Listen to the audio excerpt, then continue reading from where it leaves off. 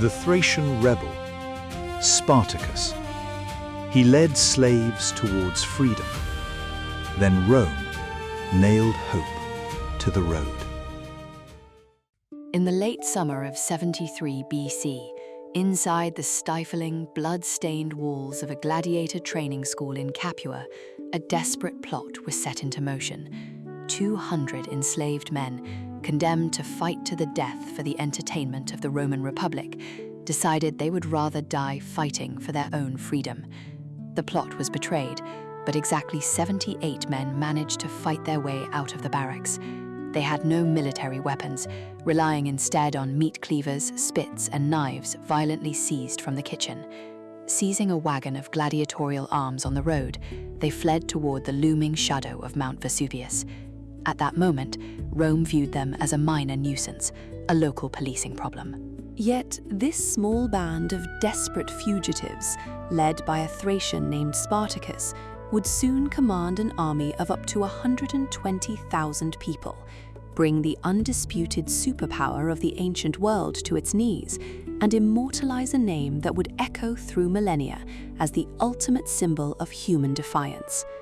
Spartacus was a Thracian gladiator and escaped slave, who became the principal leader of the Third Servile War, 73 to 71 BC, the most massive and threatening slave rebellion in the history of the Roman Republic. While his exact birth date is unknown, historians estimate he was born around 111 BC in Thrace, a region encompassing parts of modern-day Bulgaria, Greece, and Turkey. He is primarily identified as a military commander and a revolutionary figure, though whether he intended to be a social revolutionary remains a matter of intense historical debate. Today, Spartacus is considered one of the most influential figures of antiquity, not because he conquered empires, but because he struck terror into the heart of an empire built upon the brutal exploitation of human labor. The precise details of Spartacus's early life are shrouded in mystery, heavily filtered through the biased lenses of Roman historians who viewed him as an enemy of the state. He was born into the Mede tribe of Thrace, a rugged, warlike people situated on the fringes of the expanding Roman world. According to the Roman historian Appian, Spartacus once served as an auxiliary soldier in the Roman legions.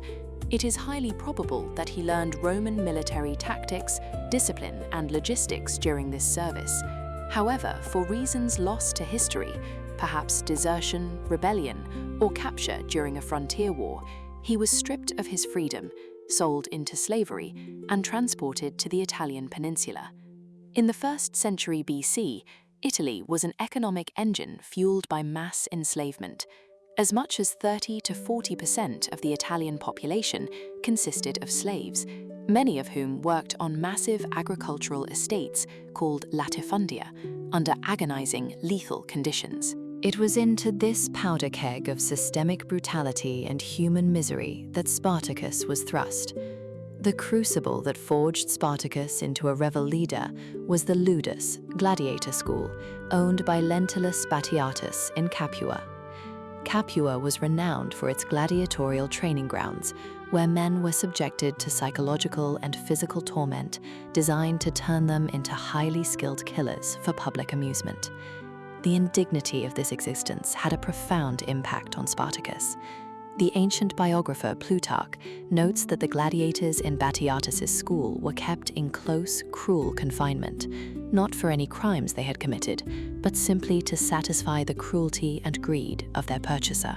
Living in constant proximity to death, surrounded by fellow Thracians, Gauls, and Celts who shared his tragic fate, Spartacus developed a radical solidarity with the oppressed.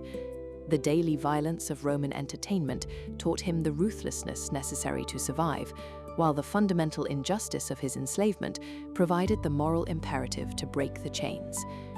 Following the bloody escape from Capua in 73 BC, the 78 rebels sought refuge on the defensible, vine-tangled slopes of Mount Vesuvius. The Roman Senate, failing to recognize the gravity of the situation, dispatched Praetor Gaius Claudius Glaber with a hastily assembled militia of 3,000 men. Glaber blockaded the only known path down the mountain, intending to starve the fugitives into submission. This was the moment Spartacus proved he was not merely a runaway slave, but a brilliant tactician. Using the wild vines growing on the volcano slopes, Spartacus and his men wove long ropes. Under the cover of total darkness, they rappelled down a sheer, unguarded cliff face. They outflanked the sleeping Roman militia, completely annihilating Glaber's camp. The stunning victory sent shockwaves through the region. Almost overnight, Spartacus transitioned from a fugitive gladiator to a beacon of hope for the disenfranchised. The victory at Vesuvius was the definitive breakthrough moment that catalyzed the Third Servile War. Word of the spectacular Roman defeat spread like wildfire across the Italian countryside. It was an unprecedented humiliation for the Republic. Within weeks, the small band of 78 gladiators swelled into a formidable, motivated army. Runaway slaves, impoverished rural freemen, herdsmen and shepherds flocked to Spartacus's banner. They brought with them intimate knowledge of the local terrain and a deep-seated hatred for the Roman elite. The rebellion quickly ballooned from hundreds to thousands and eventually to an estimated 70,000 to 120,000 men, women and children. Spartacus organized this massive, desperate civilian population into a functional military force, forging weapons from captured Roman armor and agricultural tools. The breakthrough at Vesuvius proved to the enslaved masses that Rome was not invincible, and it proved to Rome that the monster they had created in their slave pens was now tearing at their throat. Spartacus's campaign between 73 BC and 71 BC was a masterclass in guerrilla warfare and conventional military strategy.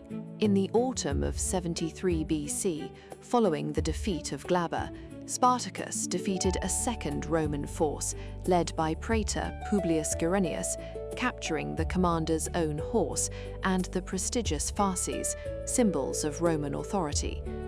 In 72 BC, the Roman Senate, finally realizing the existential threat, dispatched both consular armies, commanded by Lucius Gellius Publicola and Gnaeus Cornelius Lentulus Clodianus, to crush the rebellion. Astonishingly, Spartacus defeated both consuls in separate engagements, a catastrophic military disaster for Rome. Also in 72 BC, Spartacus led his army north toward the Alps. At Mutina, he defeated a 10,000-man army led by Gaius Cassius Longinus, the governor of Cisalpine Gaul. At this juncture, the path to freedom outside the Roman Empire was open. However, in a decision debated by historians for 2,000 years, the rebel army turned back south into the heart of Italy. By 71 BC, the Senate granted extraordinary powers to Marcus Licinius Crassus, who funded an army of 8 legions, roughly 40,000 well-trained soldiers. Crassus trapped Spartacus in the toe of Italy, Bruttium, by building a massive 39-mile-long wall and ditch system. Despite violently breaking through Crassus's siege lines, the rebel army was exhausted and fractured. In the spring of 71 BC, at the Battle of the Silarus River, Spartacus made his final stand. He allegedly killed his own horse before the battle, stating that if he won, he would have many fine horses from the enemy, but if he lost, he would not need one. Spartacus was killed in the savage melee, though his body was never identified. Spartacus is famous for executing the most successful and longest-lasting slave revolt against the Roman Republic. While there were 2 previous servile wars in Sicily, the Third Servile War took place on the Italian mainland, directly threatening the capital city of Rome itself.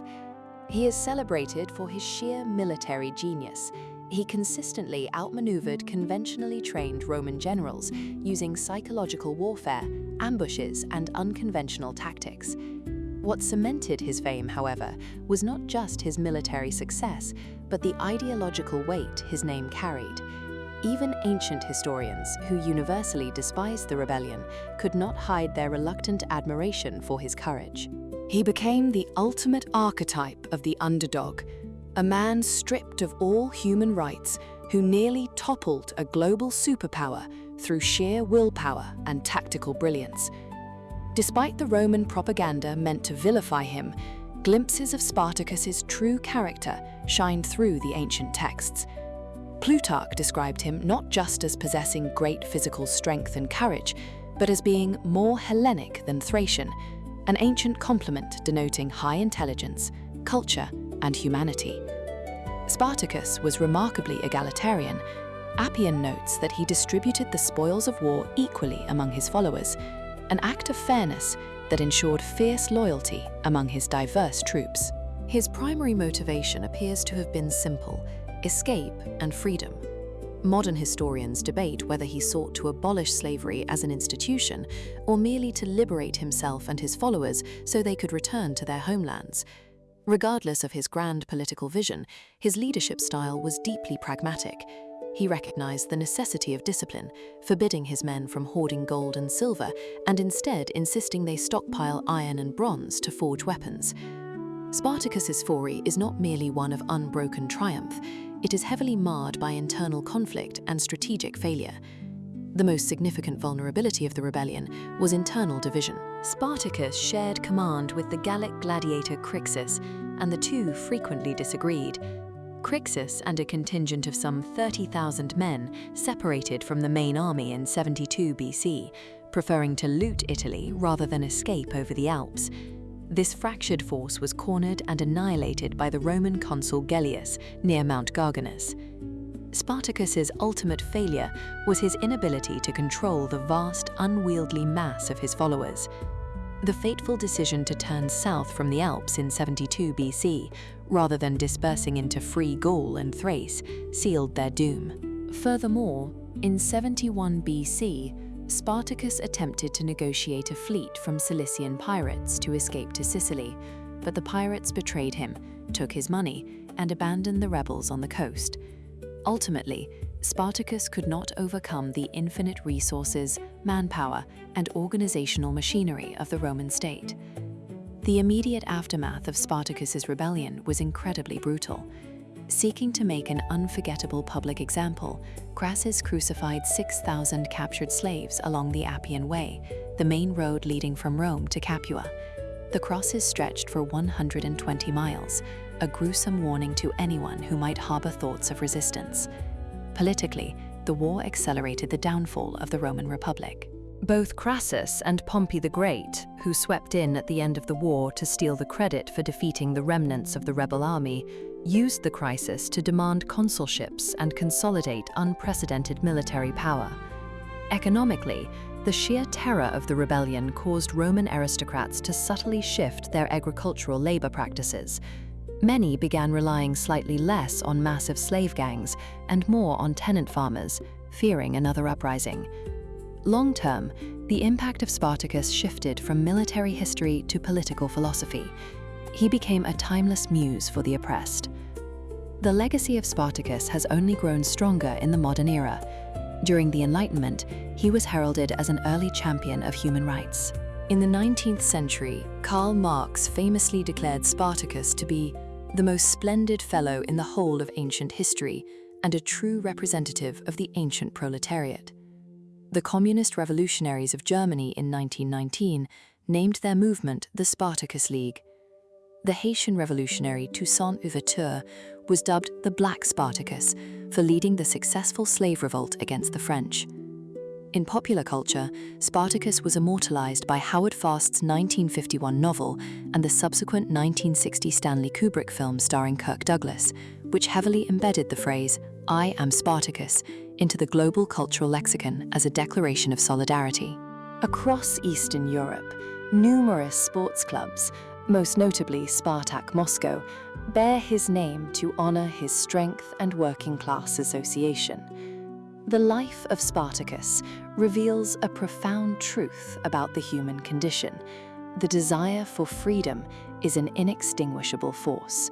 He was a man stripped of his home, his dignity, and his autonomy, reduced to a piece of property meant to bleed for the amusement of a cynical empire. Yet, from the lowest depths of ancient society, he forged a brotherhood that shook the foundations of Rome.